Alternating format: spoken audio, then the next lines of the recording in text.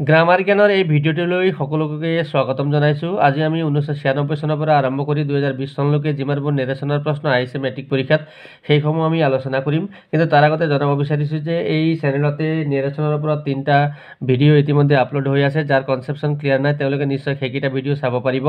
কিন্তু নেৰেশ্যন কৰাৰ আগতে আমি জানি ল'ব লাগিব যে ৰিপৰ্টিং ভাৰ্বটো কোন টেন্সত দিয়া আছে, প্ৰেজেণ্ট পাষ্ট ফিউচাৰ কিহত আছে, আৰু ৰিপৰ্টেড স্পীচ যিটো দিয়া থাকিব উৰ্দ্ধকমাৰ ভিতৰত সেই বাক্যটো এছাৰ্টিভ, ইণ্টাৰোগেটিভ, অপটেটিভ, ইম্পাৰেটিভ, এক্সক্লামেটৰী কোন চেণ্টেন্সত দিয়া আছে সেইটো আমি জানিম। তাৰপিছতে আমি নেৰেশ্যন কৰিব পাৰিম। তেতিয়াহ'লে প্ৰথমতে আহিছোঁ 1996 চনৰ প্ৰথম প্ৰশ্নটিলৈ। ইয়াত সুধিছে he said to me where is your book. তেওঁ মোক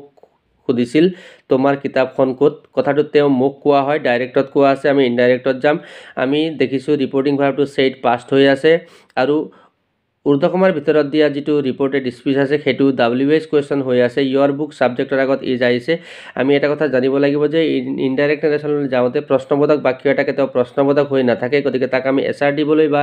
ষ্টেটমেণ্টলৈ আনিবলৈ যাওঁতে আমি ছাবজেক্টৰ আগত থকা সহায়কাৰী ক্ৰিয়াটো আমি ছাবজেক্টৰ পাছলৈ নিম, নাইবা যদি চিম্পল প্ৰেজেণ্ট বা চিম্পল পাষ্ট টেন্সত ডু, ডাজ বা ডিড আনি পেলাই কৰা আছে তেতিয়াহ'লে ডু, ডাজ বা ডিডটো আমি তাৰ পৰা উঠাই দিম। তেতিয়াহ'লে এনচাৰ যদি আমি কৰিবলৈ যাওঁ প্ৰশ্নবোধক বাক্যৰ ক্ষেত্ৰত তেতিয়াহ'লে ছেইডৰ ঠাইত আস্কড আহিব লাগিব। হি আস্কড মি টু লিখিব নালাগে। WH ৱাৰ্ডটো যেনেকৈ আছে তেনেকৈ থাকিব। হুৱেৰ টু হুৱেৰ হ'ব। তাৰপিছত ইয়ৰ বুক, তেওঁ মোক কওঁতে কৈছিলে তোমাৰ কিতাপ। এটা ইনডাইৰেক্টত সদায় মই কৈ আছোঁ বুলি মই ভাবিব লাগিব। গতিকে তেওঁ মোক কওঁতে যদি তোমাৰ কিতাপ বুলি কৈছে, মই কওঁতে ক'ব লাগিব মোৰ কিতাপ। গতিকে ইজটো পাছত গৈ আকৌ ৱাজ হ'ব। গতিকে এনচাৰটো হ'ব he asked me where my book was. 2 নং প্ৰশ্নত দিয়া আছে আই ৰিপ্লাইড ডেট আই হেড লষ্ট ডেট। এইটো এটা ইনডাইৰেক্ট নেৰেশ্যন হয় আৰু এইটো এছাৰ্টিভ চেণ্টেন্সৰ ইনডাইৰেক্ট নেৰেশ্যন হয়। ডেট কনজাংশ্যন মাজত দিয়া আছে আৰু ৰিপৰ্টিং ভাৰ্বটো ইয়াত ৰিপ্লাইড বুলি দিয়া আছে, চিম্পল পাষ্ট অৰ্থাৎ পাষ্টত আছে। আৰু ৰিপৰ্টেড স্পীচ যিটো পিছফালে ইনডাইৰেক্টলৈ নিয়া হৈছে সেইটোত আই হেড লষ্ট অৰ্থাৎ পাষ্ট পাৰফেক্ট আছে। যেতিয়া ৰিপৰ্টিং ভাৰ্বটো পাষ্টত থাকে তেতিয়াহ'লে প্ৰেজেণ্ট পাৰফেক্টৰ পৰা পাষ্ট পাৰফেক্ট হয় আৰু চিম্পল পাষ্ট টেন্সৰ পৰাও পাষ্ট পাৰফেক্ট হয়। চিম্পল পাষ্ট টেন্স আমি ইয়াত কৰিব নালাগে কিয়নো কোনো অতীতৰ সময় দিয়া হোৱা নাই। গতিকে প্ৰেজেণ্ট পাৰফেক্টত নিলেই হ'ব, অৰ্থাৎ হেডটোক আমি হেভ নাইবা হেজ কৰিম ছাবজেক্টটো চাই। গতিকে এনচাৰটোত আমি লিখিব লাগিব আই ছেইড কমা উৰ্দ্ধকমা আৰম্ভ কৰিম। মই কোৱা কথাটো ইনডাইৰেক্টত আকৌ ময়ে কৈ আছোঁ। গতিকে আগতেও ডাইৰেক্টতো ময়ে কৈছিলোঁ। গতিকে এইটো আইটো আয়ে থাকিব, হেডটো হেভ হ'ব, লষ্টটো লষ্টেই থাকিব। কিন্তু ডেটটো আকৌ কি হ'ব এইটোৰ ক্ষেত্ৰত আমি জানিব লাগিব যে মই এইটো হেৰুৱাইছোঁ বুলি নকওঁ, মই সেইটো হেৰুৱাইছোঁ বুলি ক'ম। গতিকে কেতিয়াবা ডাইৰেক্টতো ডেট হ'ব পাৰে। ডেট দেখিয়েই আমি চিধা তাক দিছ কৰিলে নহ'ব কিয়নো ডাইৰেক্টতো ডেট বা সেইটো বুলি ক'ব পৰা যায়। গতিকে ইয়াত মই সেইটো হেৰুৱাইছোঁ বুলি ডাইৰেক্টত কোৱা হৈছিলে, ডাইৰেক্টতেই ডেট আছিল। গতিকে ইনডাইৰেক্টতো ডেট আছে। গতিকে সেইকাৰণে আমি ডেটটোক ডেট ৰাখিম। গতিকে এনচাৰটো হ'ব আই ছেইড কমা উৰ্দ্ধকমা আৰম্ভ I have lost that full stop উৰ্দ্ধকমা শেষ। 1997 চনৰ প্ৰথম প্ৰশ্নটো হৈছে he said to me I know' you. Reporting ভাৰ্বটো ছেইড পাষ্টত দিয়া আছে আৰু আই ন' ইউ ছাবজেক্টৰ পৰা যিহেতু আৰম্ভ হৈছে তেতিয়াহ'লে এইটো এটা এছাৰ্টিভ চেণ্টেন্স হয়। আমি ইনডাইৰেক্টলৈ যাওঁতে ইয়াত কোৱা আছে তেওঁ মোক কৈছে মই তোমাক চিনি পাওঁ। মই বুলি তেওঁ কৈছিল আৰু মোক তোমাক বুলি কৈছিল। গতিকে তেওঁ মই বুলি কোৱাটো এতিয়া মই ক'ব লাগিব ইনডাইৰেক্টত। তেওঁ যদি মই বুলি কৈছে মই তেওঁ বুলি ক'ম, আৰু তেওঁ যদি মোক তোমাক বুলি কৈছে মই ক'লে মোক বুলি ক'ম। গতিকে এনচাৰটো হ'ব হি ছেইড টু মি ঠাইত হি টল্ড মি, ডেট আহিব। আই বুলি তেওঁ কৈছিল গতিকে মই ক'লে হি হ'ব। নো চিম্পল প্ৰেজেণ্ট টেন্সত দিয়া আছে, চিম্পল পাষ্ট টেন্সত গ'লে নিউ হ'ব। আৰু ইউ মানে তোমাক ক'লে তেওঁ মোক যদি তোমাক বুলি কৈছে মই ক'লে মোক বুলি ক'ম। গতিকে তেওঁ মোক কৈছিল মই তোমাক চিনি পাওঁ, তেওঁ মোক কৈছিল যে তেওঁ হেনো মোক চিনি পায়, এনেকৈ আমি ক'ব লাগিব। গতিকে he told me that he knew me হ'ব। 2 নং প্ৰশ্নটোত দিয়া আছে he asked me if I could help him. এইটো ইনডাইৰেক্টত আছে, তেওঁ মোক সুধিছিল মই তেওঁক সহায় কৰিব পাৰোঁ নে নাই। এইটো ইনডাইৰেক্টত কোৱা আছে, মোক কোৱা কথাটো ইনডাইৰেক্টত এতিয়া মই কৈ আছোঁ এইটো। গতিকে এতিয়া ডাইৰেক্টত আমি তেওঁৰ মুখেদি কি কথাটো ওলাইছিল সেইটো আমি উলিয়াব লাগিব। আমি দেখিছোঁ ৰিপৰ্টিং ভাৰ্বটো আস্ক আছে আৰু পাষ্ট ফৰ্মত দিয়া আছে আৰু এফালে ৰিপৰ্টেড স্পীচটো ইফৰ দ্বাৰা আৰম্ভ কৰা আছে। গতিকে এইটো ইণ্টাৰোগেটিভ চেণ্টেন্সৰ ইনডাইৰেক্ট নেৰেশ্যন হয়, য়েছ নো কুৱেশ্যন হয়। গতিকে এনচাৰত আমি হি asked me two he said to me বুলি লিখিম, তাৰপৰা কমা উৰ্দ্ধকমা দিম। তেওঁ মোক কোৱা কথাটো যি বুলি কৈছিল, মই যদি মই বুলি কৈছোঁ তেতিয়াহ'লে তেওঁ মোক তুমি বুলি কৈছিল। গতিকে আই টু ইউ হ'ব, কুড টু কেন হ'ব আৰু কেনটো আগত যাব লাগিব। আৰু শেষত যিটো হিম আছে, তেওঁ কোৱা কথাটো যদি মই কওঁতে তেওঁক বুলি কৈছোঁ, তেওঁৰ মুখেদি মোক বুলি ওলাইছিল। গতিকে হিম টু মি হ'ব। গতিকে এনচাৰটো হ'ব he said to me can you help me, question sign দি উৰ্দ্ধকমাটো তাতে শেষ কৰিব লাগিব, কেনৰ আগত আৰম্ভ কৰা উৰ্দ্ধকমাটো। 1998 চনৰ প্ৰথম প্ৰশ্নত দিয়া আছে Arun said I do not no' this boy. said যেটো আছে ৰিপৰ্টিং ভাৰ্বটো পাষ্টত দিয়া আছে আৰু ঊৰ্ধ্বকমাৰ ভিতৰত I do not অৰ্থাৎ এছাৰ্টিভ সেন্টেন্স এটা নেগেটিভ সেন্টেন্স দিয়া আছে অৰুণে কৈছিল মই এই ল'ৰাজনক চিনি নাপাওঁ গতিকে কথাটো অৰুণে কোৱা ইনডাইৰেক্টত এতিয়া মই ক'ব লাগিব গতিকে অৰুণ said that বুলি লিখিম এছাৰ্টিভ সেন্টেন্সৰ ক্ষেত্ৰত I বুলি অৰুণে কৈছিল অৰুণে মই বুলি ক'লে মই তেওঁ ক'ব লাগিব do not to did not হ'ব আৰু this boy to that boy হ'ব গতিকে এনসাৰটো হ'ব Arun said that he did not know that boy 2 নং প্ৰশ্নত দিয়া আছে I asked the boy if he had answered all the questions মই ল'ৰাজনক সুধিছিলো যে তেওঁ গোটেইখিনি প্ৰশ্নৰ উত্তৰ কৰিছে নে নাই ৰিপৰ্টিং ভাৰ্বটো asked দিয়া আছে ed লগাই পাষ্ট ফৰ্ম কৰা আছে অৰ্থাৎ ৰিপৰ্টিং ভাৰ্বটো পাষ্টত আছে আৰু আৰু ৰিপৰ্টেড স্পিচ যেটো আছে ইনডাইৰেক্টত হেতু ইফৰ দ্বাৰা আৰম্ভ কৰা হৈছে গতিকে এটো yes no কোৱেশ্চন হয় ইন্টাৰোগেটিভ সেন্টেন্সৰ ইনডাইৰেক্ট নাৰেশন হয় গতিকে মই ল'ৰাজনক কওঁতে জি বুলি কৈছিলো মই ইনডাইৰেক্টত আকৌ যদি হি বুলি কৈছো তেলে মই ল'ৰাজনক তুমি বুলি ক'লে পিছত মই আকৌ হি বুলি কম গতিকে হি টু হ'ব ইউ হেড এনসাৰ্ড যেটো দিয়া আছে গতিকে এটো হেভেজ had to have as hobo aru answer to answer thakibo gotike answer ot ami likhim I said to the boy comma urdho comma arambho have you answered all the questions question sign inverted comma sheikh 1999 সনত প্ৰথম প্ৰশ্ন দিয়া আছে I made some money yesterday Anil said ইয়াত reporting ভাৰ্বটো পাছত দিয়া আছে Anil said আছে পাষ্টত আছে আৰু ৰিপৰ্টেড স্পিচটো সাবজেক্টৰ দ্বাৰা আৰম্ভ হৈছে গতিকে এটো এটা এছাৰ্টিভ সেন্টেন্স হয় এনেকুৱা ৰিপৰ্টিং ভাৰ্বটো যদি পিছত দিয়া আছে তেলে আমি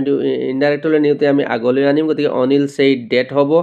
I বুলি অনিলে কৈছিল গতিকে মই ক'লে হি বুলি কম গতিকে Anil said that he made আছে মানে মেক ভাৰ্বৰ পাষ্ট ফৰ্ম অৰ্থাৎ সিম্পল পাষ্ট টেন্স আছে পাষ্ট পাৰফেক্ট লৈ যাব had made hobo some money yesterday to the day before naiba the previous day korim ami gotike Anil said that he had made some money the day before but the previous day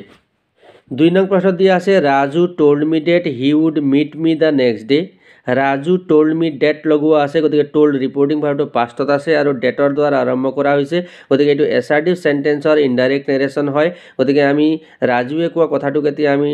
ইনডাইৰেক্টত কোৱা আছে আমি তাক ৰাজুৰ মুখেদি উলিয়াব লাগিব direct কৰিব লাগিব গতিকে এটো ৰাজুৱে কওঁতে জি বুলি কৈছিল এটা ইনডাইৰেক্টত হি বুলি কোৱা আছে তো ৰাজুৱে মই বুলি কৈছিল আৰু ৰাজুৱে মোক কওঁতে জি বুলি কৈছিল মই ইনডাইৰেক্টত মি মোক বুলি কৈছো তো ৰাজুৱে মোক তোমাক বুলি কৈছিল গতিকে এনসাৰটো আমি লিখিম ৰাজু said to me কমা ঊৰ্ধ্ব কমা আৰম্ভ হি টু হ'ব I would টু হ'ব shall বা will I আছে যেতিয়া আমি shall লিখিব পাৰিম meet to meet থাকিব আৰু me টু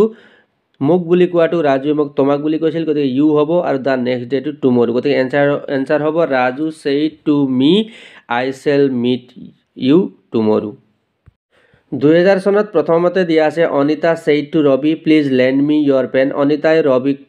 কৈছিল অনুগ্ৰহ কৰি তোমাৰ কলমটো মোক দিয়া গতিকে অনিতাই ৰবিক কোৱা কথাটো আমি এটা ইনডাইৰেক্টলৈ নিব লাগিব প্লিজ বুলি দিয়া আছে ৰিপৰ্টিং ভাৰ্বটো said আছে পাষ্টত আছে আৰু এফালে ৰিপৰ্টেড স্পিচটো প্লিজৰ দ্বাৰা আৰম্ভ হৈছে গতিকে এটো ইম্পাৰেটিভ সেন্টেন্স হয় অনুৰোধ কৰা অৰ্থ বুজোৱা হৈছে এনে ক্ষেত্ৰত আমি অনুৰোধ কৰা ইম্পাৰেটিভ সেন্টেন্সৰ ক্ষেত্ৰত saidৰ ঠাইত আমি অৰ্থাৎ ৰিপৰ্টিং ভাৰ্বৰ ঠাইত আমি ৰিকুৱেষ্ট লিখিম ৰিকুৱেষ্ট লিখিলে টু লিখিব নালাগে গতিকে অনিতা ৰিকুৱেষ্টেড ৰবি হ'ব তাৰ পিছত প্লিজ শব্দটো উঠি যাব উঠি গৈ তাৰ পিছত যদি ভাৰ্ব আছে তেলে আগফালে আমি টু লগাম যদি ডন্ট আছে আমি ডন্ট উঠাই নট টু লগাম নট টু প্লাস ভাৰ্ব হ'ব তেতিয়া ইয়াত প্লিজ টু উঠি পেলাই লেন্ড আছে গতিকে টু লেন্ড লিখিম অনিতাই ৰবিক কওঁতে মি মোক বুলি কৈছিলে গতিকে এটো নিজক বুজাইছিলে অনিতাই গতিকে মই এতিয়া কৈ আছো ইনডাইৰেক্টত গতিকে তাইক বুলি কম আৰু অনিতাই ৰবিক কওঁতে তোমাৰ কলম বুলি কৈছিলে মই ক'লে তেওঁৰ কলম বুলি ক'ব লাগিব গতিকে এনসাৰটো হ'ব Anita requested Ravi to lend her his pen 2 নং প্ৰশ্ন দিয়া আছে দা বয় told me that his father would meet me soon এটো আমি দেখিছো ৰিপৰ্টিং ভাৰ্বটো told হৈ আছে লৰাজনে মোক কৈছিল told বুলি কোৱা আছে গতিকে ৰিপৰ্টিং ভাৰ্বটো পাষ্টত আছে আৰু ডেটৰ দ্বাৰা আৰম্ভ কৰা এটো এছাৰ্টিভ সেন্টেন্সৰ ইনডাইৰেক্ট নাৰেশন হয় লৰাজনে মোক কৈছিল যে তেওঁৰ দেউতাই মোক সোনকালে লগ কৰিব এটো লৰাজনে কোৱা কথাটো ইনডাইৰেক্টত কোৱা আছে এতিয়া আমি ডাইৰেক্টত অৰ্থাৎ লৰাজনৰ মুখেদি উলিয়াব লাগিব কি বুলি কৈছিল লৰাজনে গতিকে এনসাৰত আমি দা বয় said to me লিখিম কমা ঊৰ্ধ্ব কমা আৰম্ভ কৰিম লৰাজনে যদি কওঁতে জি বুলি কৈছিল আমি কওঁতে মই কওঁতে কৈছো তেওঁৰ দেউতা লৰাজনে কৈছিল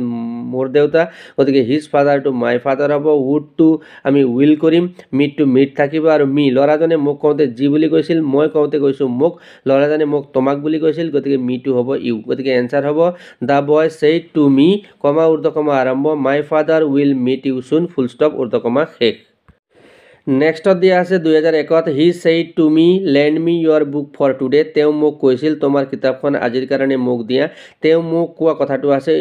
ৰিপৰ্টিং ভাৰ্বটো ছেইড পাষ্ট হৈ আছে আৰু উৰ্ধকমাৰ ভিতৰত যদি চাওঁ তেলে প্ৰথমতে লেণ্ড ভাৰ্ব দিয়া আছে গতিকে এনেকুৱা ক্ষেত্ৰত এইটো এটা ইম্পাৰেটিভ সেন্টেন্স হয় তেওঁ মোক কৈছিল তোমাৰ কিতাপখন মোক দিয়া বুলি কৈ এইটো আদেশ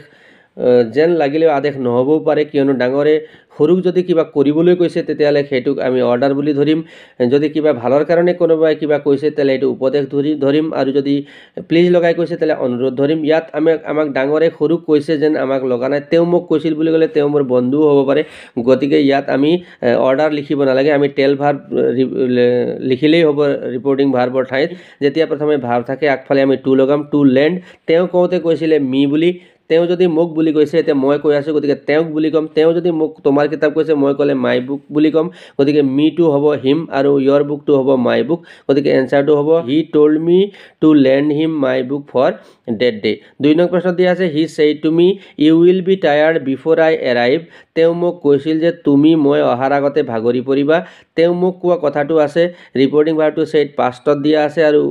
ৰিপৰ্টেড স্পীচটো যেটো আছে এটো ইউ অৰ্থাৎ সাবজেক্টৰ দ্বাৰা আৰম্ভ হৈছে গতিকে এটো এটা এছাৰ্টিভ সেন্টেন্স হয় গতিকে হি ছেইড টু মি ঠাইত আমি হি টোল্ড মি লিখিম তাৰপিছত ডেট কনজাংচন আহিব তেওঁ কওঁতে যদি তুমি বুলি মোক কৈছিল এতিয়া মই কৈ আছো গতিকে আই হ'ব উইল টু উড হ'ব বি টায়াৰ্ড তাৰপিছত বিফোৰ তেওঁ কওঁতে আই এৰাইভ মই অহাৰ আগতে কৈছিল গতিকে তেওঁ যদি মই বুলি কৈছে মই ক'লে তেওঁ ক'ব লাগিব গতিকে আই টু হি হ'ব আৰু arrive to simple present tense to past টেন্সত গ'লে এৰাইভড হ'ব গতিকে এনসাৰটো হ'ব he told me that I would be tired before he arrived 2001 চনৰ 3 নং প্ৰশ্নটো হৈছে Ram asked me if I had a car ৰামে মোক সুধিছিল যে মোৰ গাড়ী আছে নে নাই এটো ইনডাইৰেক্ট নেৰেশ্যনত দিয়া আছে ৰিপৰ্টিং ভাৰ্বটো আস্ক পাষ্টত দিয়া আছে আৰু আস্ক আছে গতিকে এটো ইন্টাৰোগেটিভ সেন্টেন্সৰ ক্ষেত্ৰত ব্যৱহাৰ কৰা হয় আৰু ইফৰ দ্বাৰা যেহেতু ৰিপৰ্টেড স্পীচটো আৰম্ভ কৰা হৈছে গতিকে ইয়েস নো কোৱেশ্চনৰ ইনডাইৰেক্ট নেৰেশ্যন এনসাৰত আমি আস্কৰ ঠাইত ছেইড লিখিম ৰাম ছেইড টু মি হ'ব ইফ টু উঠি যাব আৰু আই ৰামে মোক কওঁতে যি বুলি কৈছিল মই ইনডাইৰেক্ট যদি মই বুলি কৈছো ৰামে মোক তুমি বুলি কৈছিল আৰু হেড টু হেভ হ'ব আৰু প্ৰশ্নবোধক কৰিব যাওঁতে হেভ মূল ভাৰ্ব হিচাপে আমি ডু ভাৰ্ব আনি পেলাই আমি কৰাটো বেছি ভাল হ'ব গতিকে Ram said to me do you have a car question sign inverted comma শেষ ইয়াতে আমি এনেদৰে এনসাৰটো লিখিম next the old man wish that I might be happy যেতিয়া ৰিপৰ্টিং ভাৰ্বটো উইচ বা প্ৰে থাকে আৰু এফালে মে মাইট যদি থাকে তেতিয়ালে আমি জানিম যে এইটো এটা অপটেটিভ সেন্টেন্স হয় অপটেটিভ সেন্টেন্সত প্ৰাৰ্থনা কৰা নাইবা ইচ্ছা প্ৰকাশ কৰা দুটা থাকিব পাৰে যদি গডৰ নাম লোৱা থাকে তেতিয়ালে আমি প্ৰে বুলি লিখিম যদি নাথাকে তেতিয়ালে আমি উইচ বুলি লিখিম আৰু যেতিয়া said to me said to him said two হাৰ এনেকা যেতিয়া থাকিব আমি উইচ বা প্ৰে লিখিলে সেই ছেইড ভাৰ্বৰ পিছত থকা to me to him to হাৰ এই অবজেক্টবোৰ উঠাই দিয়া যায় কিন্তু আমি যেহেতু এতিয়া ইনডাইৰেক্টৰ পৰা ডাইৰেক্টলৈ আহিছো গতিকে সেই উইচৰ ঠাইত ছেইড যেহেতু আহিব তেতিয়ালে আমি তাৰ পিছত কাক কৈছিলে সেই অবজেক্টটো আমি ঘূৰাই আনিব লাগিব ইয়াত কোৱা আছে বুঢ়া মানুহজনে ইচ্ছা প্ৰকাশ কৰিছিল যে মই সুখী হ'ব লাগে গতিকে মোক কৈছিলে বুঢ়া মানুহজনে গতিকে the old man said to me বুলি লিখিম ডেটটো উঠি যাব বুঢ়া মানুহজনে মোক কওঁতে যি বুলি কৈছিল ইনডাইৰেক্টত আই বুলি মই বুলি কৈছো মই তেতিয়ালে বুঢ়া মানুহজনে মোক তুমি বুলি কৈছিল আৰু মাইট টু মে হ'ব আৰু মে টু আগলৈ আহিব লাগিব অপটেটিভ সেন্টেন্সৰ নিয়ম মতে গতিকে the old man said to me may you be happy 2002 চনৰ প্ৰথম প্ৰশ্নত খুদিছে he said to me when did you buy this book তেওঁ মোক খুদিছিল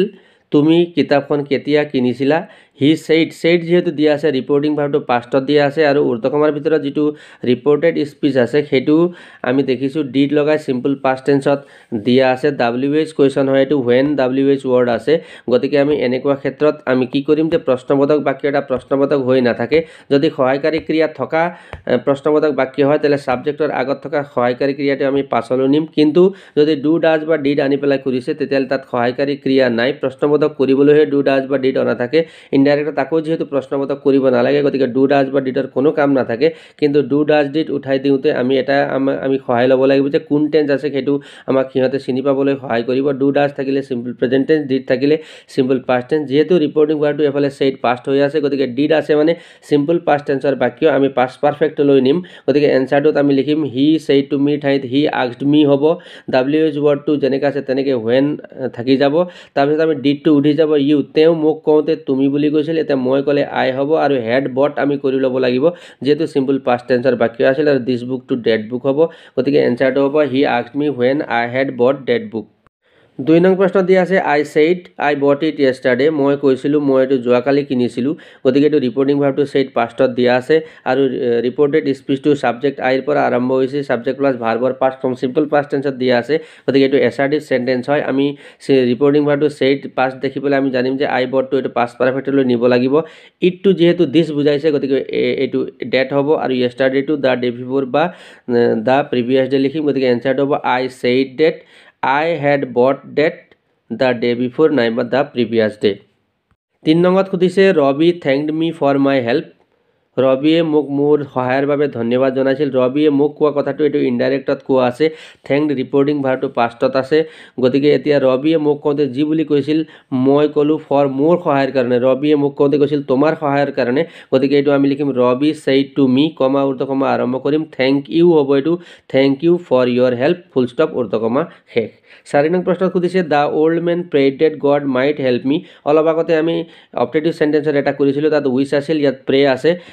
নিয়মটো কিন্তু একেই গতিকে ৰিপৰ্টিং ভাৰ্বটো প্ৰেড যেহেতু আছে গতিকে এটো পাষ্টত আছে আৰু পিছফালে গড মাইট কৰা আছে গডটো গডে থাকিব মাইট টু মে হৈ আগলৈ আহিব লাগিব কিন্তু এটা কথা যে প্ৰেডৰ পিছত প্ৰেডৰ সেইডৰ ঠাইত প্ৰেড আহিছে সেইডৰ পিছত কাক কৈছিল সেই কথাটো to me to him to her যেটো থাকে এটো উঠাই দিও বুলি কৈছিল ইয়াক কৈছে বুঢ়া মানুহজনে প্ৰাৰ্থনা কৰিছিল যে গডে মোক সহায় কৰক বুলি গতিকে গডে যেহেতু মোক সহায় কৰক বুলি কৈছে তে মোক কৈছিল নিশ্চয় গতিকে the old man said to me বুলি লিখিম কমা ঊৰ্ধকমা আৰম্ভ কৰিম গড টু পিছত যাব মাইট টু মে হৈ আগলৈ আহিব মে গড হেল্প আৰু বুঢ়া মানুহজনে মোক কওঁতে যি বুলি কৈছিল মই মি বুলি কৈছো বুঢ়া মানুহজনে মোক তোমাক বুলি কৈছিল গতিকে মি টু ইউ হ'ব the old man said to me may God help you গতিকে আমি সম্পূৰ্ণ আলোচনা কৰিব নোৱাৰিম আমি মেট্ৰিক পৰীক্ষাত হোৱা নেৰেচনৰ প্ৰশ্নবোৰ আমি এনেকৈ পাৰ্ট ওয়াইজত আলোচনা কৰিম আজি এই প্ৰথম পাৰ্টটো আগবঢ়ালো নিশ্চয় সোনকালে নেক্সট পাৰ্টলৈ নিশ্চয় যাম আজিলৈ সামৰিছো ধন্যবাদ